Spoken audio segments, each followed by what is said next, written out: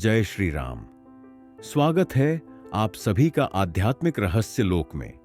रामचरितमानस की कथा का प्रत्येक अध्याय एक प्रमुख संत की आभा से प्रकाशित होता है।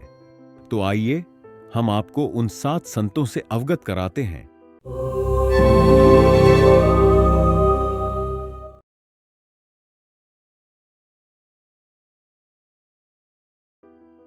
बालकांड के अनुसार नारद जी एक महान संत क्यों थे?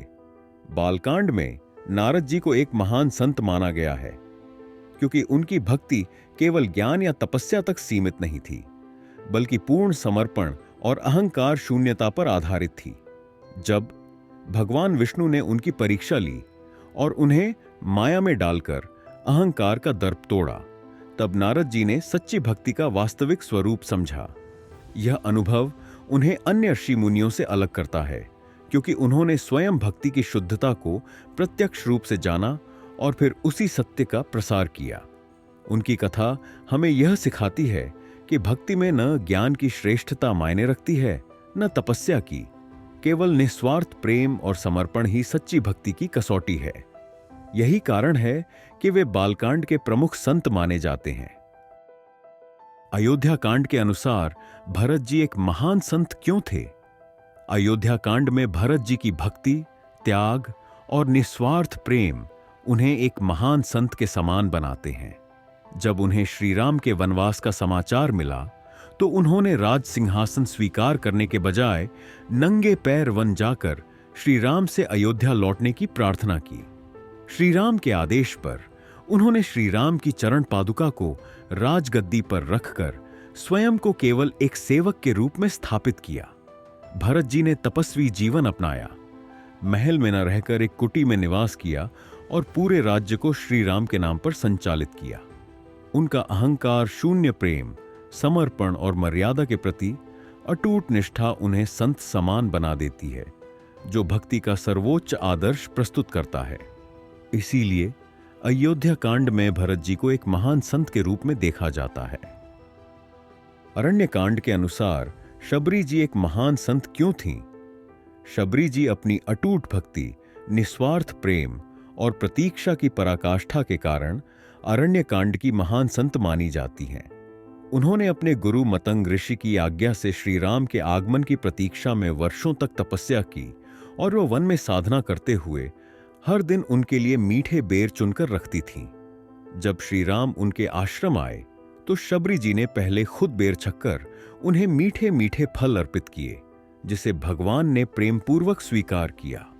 श्री राम ने उनकी भक्ति को ज्ञान, योग और तपस्या से भी श्रेष्ठ बताया। उनका जीवन सिखाता है कि भगवान को प्राप्त करने के लिए जाति, शिक्षा या बाहरी आडंबर नहीं, बल्कि केवल निष्कपट भक्ति और प्रेम आवश्यक है। इस निस्वार्थ प्रेम और समर्पण के कारण वे अरण्य कांड की महान संत मानी जाती हैं। किष्किंधा कांड के अनुसार हनुमान जी एक महान संत क्यों थे? किष्किंधा कांड में हनुमान जी की भक्ति, सेवा और ज्ञान का अद्भुत संगम देखने को मिलता है। जब सुग्रीव संदेह में थे, तब हनुमान जी ने श्री राम लक्ष्मण से मिलकर उनकी विनम्रता और भक्ति से उनका विश्वास जीता। उन्होंने श्री राम को सुग्रीव से मिलाने में महत्वपूर्ण भूमिका निभाई, जिससे आगे सीता माता की खोज संभव हुई। उनकी भक्ति में अहंकार नहीं, केवल समर्पण और निस्वार्थ सेवा थी। हनुमान जी न केवल बल, बुद्धि और भक्ति के प्रतीक थे, बल्कि वे श्री राम के आदेश को अपना जीवन धर्म मानते थे। उनका चरित्र सिखाता है कि सच्चा संत वह है जो स्वयं को ईश्वर की सेवा में पूर्ण रूप से समर्पित कर दे। इसी कारण किष्किंधा कांड में हनुमान जी को एक महान संत माना गया है। सुंदर कांड के अनुसार विभीषण एक महान संत क्यों थे? सुंदर कांड में विभीषण जी को उनकी धर्मनिष्ठा, सत्यप्रियता और श्री राम के प्रति अटूट भक्ति के कारण एक महान संत माना गया है। वे रावण के छोटे भाई होते हुए भी अधर्म का साथ नहीं देते और बार बार उसे श्री राम से शरण लेने की सलाह देते हैं। जब रावण उनकी बात नहीं सुनता तो वे लंका छोड़कर श्री राम की शरण में आ जाते हैं, जो सच्ची भक्ति और सत्य की विजय का प्रतीक है। श्री राम भी उनकी निस्वार्थ भक्ति को देखकर उन्हें लंका का भावी राजा घोषित कर देते हैं। विभीषण जी का चरित्र हमें सिखाता है कि सच्चा संत वही है जो किसी भी परिस्थिति में धर्म और सत्य का त्याग नहीं करता। इसीलिए सुंदर कांड में विभीषण जी को एक महान संत के रूप में देखा जाता है। लंका कांड के अनुसार मंदोदरी एक महान संत क्यों थीं? मंदोदरी अपनी बुद्धिमत्ता, धर्मनिष्ठा और सत्य के प्रति समर्पण के कारण एक महान संत के समान मानी जाती हैं। वे रावण की पत्नी होते हुए भी हमेशा उसे अधर्म और अहंकार छोड़कर श्री राम से क्षमा मांगने की सलाह देती है। जब रावण माता सीता का हरण करता है तो मंदोदरी बार बार उसे समझाने का प्रयास करती हैं कि श्री राम से वैर लेना विनाशकारी होगा। उनकी निस्वार्थ चेतावनी और धर्मपरायणता उन्हें अन्य राज महिलाओं से अलग बनाती है। मंदोदरी का चरित्र यह दर्शाता है कि सच्ची संतता केवल साधुओं तक सीमित नहीं होती, बल्कि सत्य, भक्ति और धर्म के मार्ग पर चलने वाला कोई भी व्यक्ति महान हो सकता है। इसी कारण लंका कांड के अनुसार मंदोदरी एक महान संत मानी गई। उत्तरकांड के अनुसार काकभुशुंडी एक महान संत क्यों थे? उत्तरकांड में काकभुशुंडी जी को श्री राम कथा के महानतम ज्ञाता और अनन्य भक्त के रूप में दर्शाया गया है। उन्होंने गरुड़ जी को राम कथा सुनाई और बताया कि भक्ति किसी जाति, अवस्था या योग्यता पर आश्रित नहीं होती, सिर्फ निस्वार्थ प्रेम और समर्पण ही सबसे बड़ा साधन है। पूर्व जन्म में अहंकार व शिव भक्ति का अपमान करने के कारण उन्हें शाप मिला, लेकिन श्री राम की कृपा से वे काक यानी कौआ रूप में भी भक्ति के पथ पर अग्रसर रहे।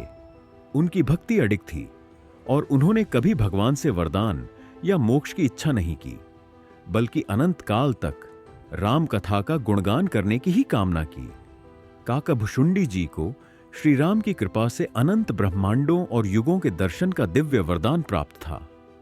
उन्होंने अनेक बार सृष्टि की उत्पत्ति, विस्तार और प्रलय को देखा और हर युग में श्री राम की लीलाओं का साक्षात्कार किया। उनके लिए न काल का कोई बंधन था, न ही स्थान का। वे निरंतर राम कथा का गायन करते रहे। इस तरह वे भक्ति के शाश्वत स्वरूप और अनंत ब्रह्मांडों की गूढ़ रहस्य विज्ञान के साक्षी बने। उनका चरित्र हमें सिखाता है कि सच्ची संतता अहंकार त्याग कर पूर्ण भक्ति में लीन रहने में है। अतः उत्तरकांड के अनुसार काकभुशुंडी एक महान संत थे। ऐसे ही रोचक एवं धार्मिक तथ्यों की जानकारी के लिए हमें लाइक और सब्सक्राइब करें।